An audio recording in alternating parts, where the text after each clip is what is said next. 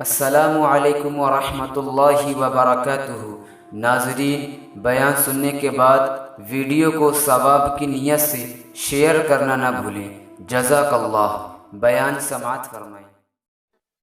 میرے دوستوں، بزرگوں، عزیزوں، اس زمانے میں جتنے بھی فتنے پیدا ہو رہے ہیں کسی بھی شعبے میں، لوگ ان فتنوں کا مقابلہ اپنے تجربات سے یا فتنوں کا مقابلہ مال سے، حالانکہ مال خود فتنہ ہے، مال خود فتنہ ہے، فتنے کا مقابلہ فتنے سے کیا جائے گا تو فتنے میں اور اضافہ ہوگا۔ میں نے عرض کیا کہ فتنوں کا دور ہے اور لوگ ان فتنوں کا مقابلہ سنت کے مطابق نہیں کر رہے۔ حالانکہ حضور اکرم صلی اللہ علیہ وسلم نے فتنے بتلائے اور ان فتنوں کے ختم کرنے کے اسباب بتلائے، فتنے بتلائے، فتنوں کے ختم کرنے کے اسباب بتلائے، جس میں سب سے بنیادی بات یہ ہے کہ جب تم فتنوں کا دور دیکھو تو اپنے آپ کو اپنے کام میں زیادہ مشغول کر لو، اس لیے کہ منافقین کا کام یہ ہے کہ وہ ایمان والوں کے کام میں اور ان کے آپس کے معاشرے میں ایسی باتیں پیدا کرتے رہیں گے جس سے ایمان والوں کے درمیان اختلاف پیدا ہوتا رہے۔ یہ منافقین کا ہمیشہ کا کام ہے۔ کوئی چھوٹی سی بات پیش آئے گی ایمان والوں میں، منافقین اس کو پھیلائیں گے۔ اور میں سمجھتا ہوں کہ اس زمانے میں جتنا نفاق اخبارات سے پھیلتا ہے اتنا کسی اور شکل سے نہیں پھیلتا۔ سب سے زیادہ نفاق کی اشاعت کا سبب اخبار ہے۔ اخبار کا مقصد یہ ہے کہ ہر شخص کے ذہن کو اپنی مرضی کے مطابق اور ہر شخص کی سوچ کو اپنی مرضی کے مطابق کرنا، یہ اخبار کا مقصد ہے۔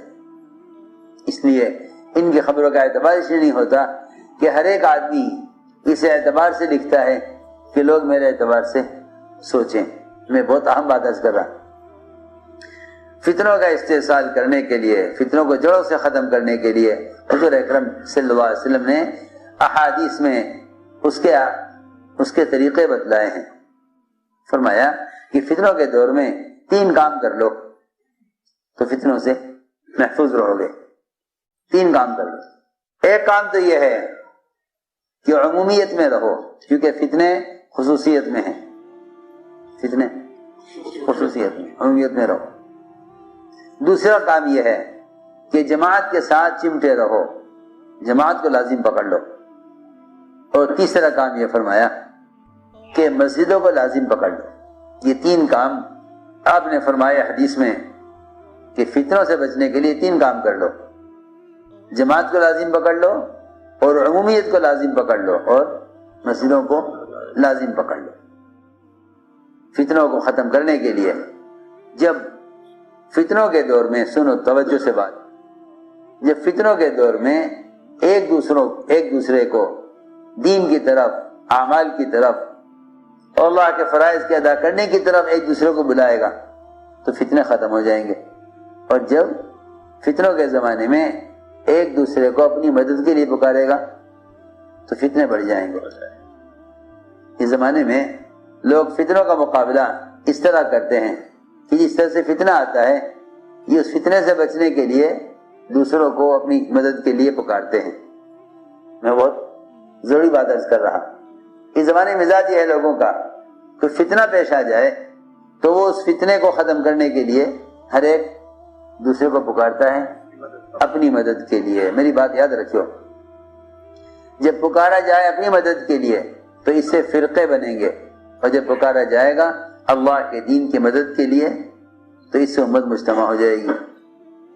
چنانچہ غزوہ مریسیہ میں ایک بات چھوٹی سی پیش آ گئی کہ 2 صحابی، ایک انصاری ایک مہاجر، پانی لینے پر کچھ آپس میں اختلاف ہو گیا، آگے پیچھے ہو گئے۔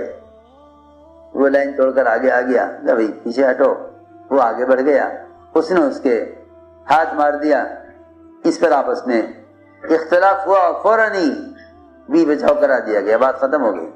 منافقین نے دیکھ لیا کہ ایمان والوں میں کوئی بات پیش آئی ہے۔ بس میری بات یاد رکھو، مسلمانوں کی کمزوریوں کو پھیلانے والے صرف منافق ہی ہوتے ہیں۔ مسلمانوں کی کمزوریوں کو پھیلانے والے وہ صرف خالص منافق ہوتے ہیں۔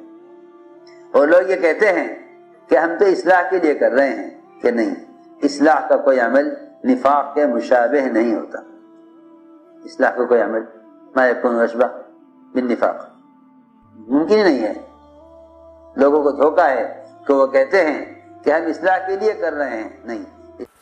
اللہ ہم سب کو حضرت مولانا سعد صاحب کی باتوں پر عمل کرنے کی توفیق عطا فرمائے. السلام علیکم ورحمۃ اللہ وبرکاتہ.